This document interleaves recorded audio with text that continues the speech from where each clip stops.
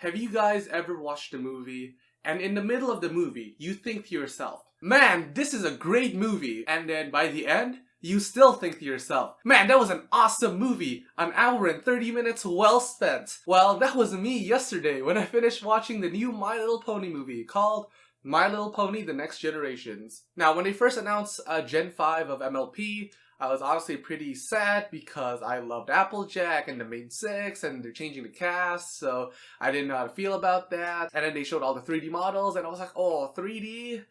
Ooh, I think I much prefer the 2D of Gen 4. And then I saw the designs of the actual characters, and I was like, ooh, I don't like these designs. What is that unicorn? Oh god. And then the movie dropped, and then I did not watch it because I was planning to watch it with my friend, and we finally had the time to watch it together yesterday, and I just gotta say that that movie was amazing. It was enjoyable. It felt nice to watch a good movie after all this time. When I was watching the movie, I was complimenting the writer in my head. I was like, oh my god, you set something up that later has a payoff?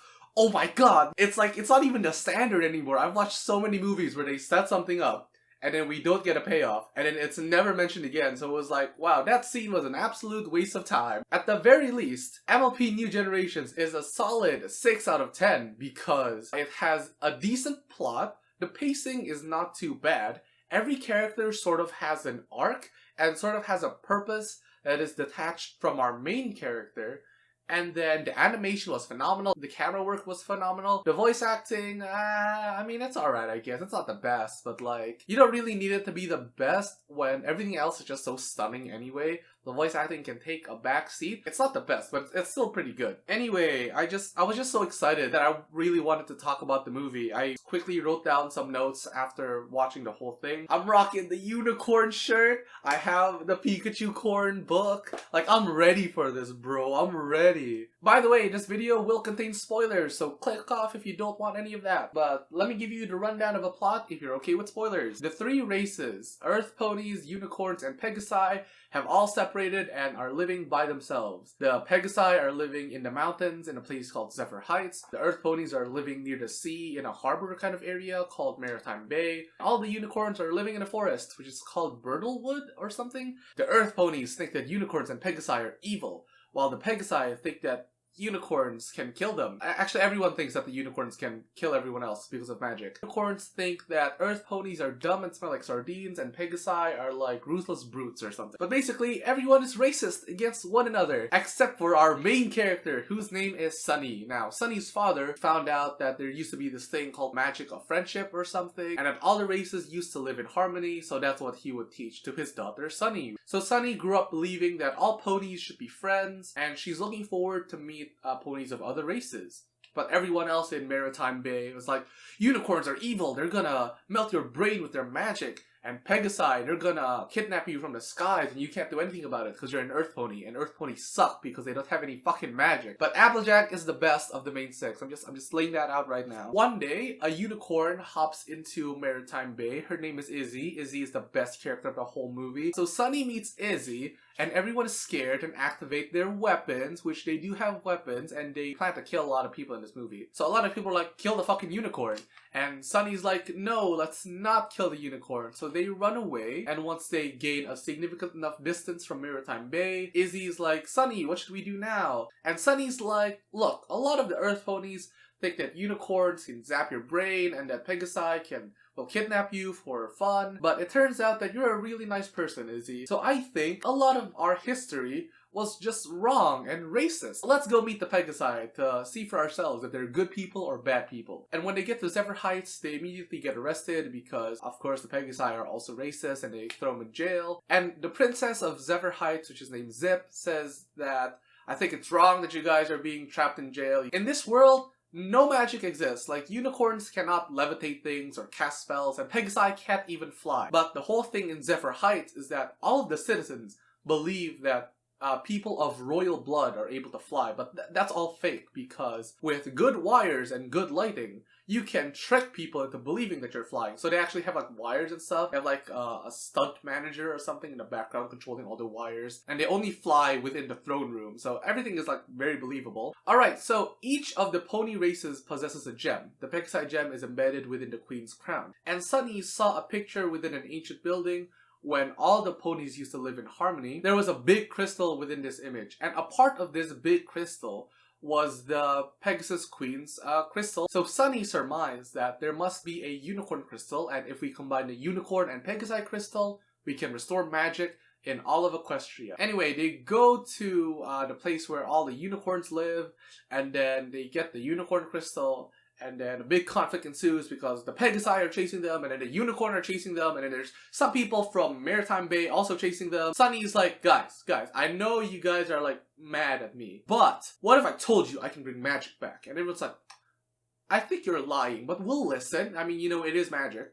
And Sunny's like, I'm gonna combine these two crystals. And then she combines the two crystals, and then nothing happens because obviously there's gonna be a third fucking crystal. Because if the Pegasi have a crystal and then the unicorns have a crystal, obviously the Earth ponies have a crystal too. But she didn't know this at the time. So she combined it, and then nothing happens and everyone is disappointed, and then she apologizes to everyone, which I think is actually insane. Not because it's like a bad thing, but because it's an insanely good thing that teaches kids good morals, that when you make a mistake, you should apologize to people. The amount of movies that don't have this character trait is actually insane. After all of that, Sunny goes back home and she's sad, and then she starts putting away all her toys. So Sunny was a big fan of the main six. Like, she actually has Twilight Sparkle figures and stuff, and Applejack figures of everyone in the main six. One of the toys is this thing, but unicorn and pony versions, obviously. And she realized that the crystal was actually in this toy the whole time, and that there were 3 crystals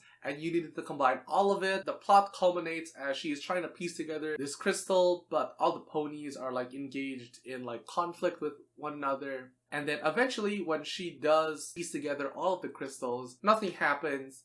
And then she says, guys, it was never about the crystal. It's about the Mets. Go Mets. I love the Mets. No, that's a Genshin Impact TikTok trend right now. But basically she says, guys, the crystals were never gonna bring magic back to Equestria. It was all about friendship, guys. We've been living in seclusion, independent of one another, and we hated one another. But I think that we should live together in harmony as we did in the past, because that's good for all of us. Well, I mean, the unicorns are depressed, and the Pegasi, they're all kind of like mindlessly scrolling through social media. Only the Earth ponies seem happy, really. And then everyone's like, you know what, we agree with you, Sunny. We've seen that the other races, they're not as bad as we thought they were. You know what, let's live together in harmony. And like all the representative from each race, like the leader of the Pegasi, leader of the unicorn, and leader of the Earth ponies, they all come together. And they metaphorically put the crystal together by touching hooves, like a high five, or like a whatever the hell this is, like, and then, you know, that kind of thing. Yeah. After the dust settles, the crystals began to magically glow, and then they magically put themselves together, and then Sunny becomes a fucking alicorn! She becomes an alicorn! I was so hyped when that happened. And then Izzy gets magic, and then all the Pegasus can fly. And then that's the end of the movie. The end of the movie is that magic is restored because friendship is magic, and if you have friendship, you have magic. This was a musical. I didn't particularly like any of the musical numbers, but it was still enjoyable to see, especially with the scene of Izzy rapping. That was actually insane. What do I think about Sunny? I think Sunny is a good character, an actual likable main character. I thought I was gonna hate her at first, but she's actually a pretty complex character, and she goes through kind of like an arc. So you know what, that's a pass for me. I like this main character. Izzy's the best. Izzy's just like very cheerful, she's very fun. I like how Izzy is portrayed to be resourceful and crafty, because within Zephyr Heights they need to steal the queen's crown, right? Izzy's like, I can make a fake replica crown that we can use to swap out the crown. So we get the real one and she's using the fake one. And everyone's like, sure, why not? And then she makes like a really good replica. It's made of macaroni too. So like Izzy's like a craft genius. And then later on, the gang needs to cross a gap, like a really big gap. And there is a bridge, but the bridge is broken and you can't exactly jump over it. And everyone's arguing like, this is why we shouldn't come out here. We can't cross this gap. And it's like, it'd be nice if Pegasi could fly, but we can't because magic isn't real. And while everyone is arguing, Izzy notices there's a comically large tree next to the bridge. Without saying anything to anyone, she's just like, I think I can knock this bridge down with my horn. So she stabs the tree over and over again with her fucking horn, and she kicks the tree over, so the tree falls and becomes a bridge. And everyone's like, wow, good job, Izzy. And he's like, yeah, alright, that's cool, guys. And she provides a path for everyone to cross the gap, which is awesome.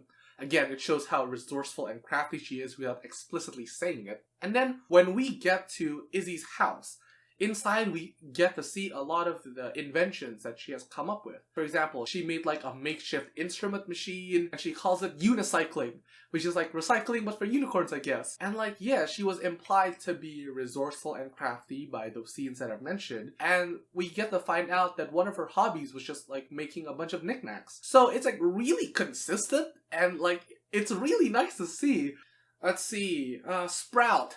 Fuck Sprout! All my homies fucking hate Sprout. Like, when I first saw him, I was like, alright, maybe he's like a minor character that doesn't show up a lot, and he's one of the antagonists of the movie, and I'm like, alright. But yeah, I don't like him, and I'm pretty sure we are meant to dislike him. Yeah, so fuck Sprout! All my homies hate Sprout. I wrote that the plot is simple but executed well. It is like, we're gonna travel to all the different places where ponies live, and then we're gonna bring everyone together. And it doesn't feel too dragged out. I feel like the pace is pretty good. I hated the song with Izzy and Sunny when they were traveling from Maritime Bay to Sever Heights. That's the only part I didn't like. The animation is really good. It's actually really, really good. Like, I was actually impressed by everything visually, because it had fluid and dynamic camera movement, and yeah, it was just really nice to see. I hope you guys understand how happy I am, because I am smiling a lot in this video, and I usually don't do that. In conclusion, this is a great movie. I would give it a 9 out of 10. Doesn't hit that 10 out of 10? Actually, it's not a 9 out of 10. It's probably an 8.5 if I'm being more realistic. But with the way I'm feeling right now, I want to give it a 10. Hope you guys enjoyed this video as much as I have. I'll see you guys in the next one. Take care.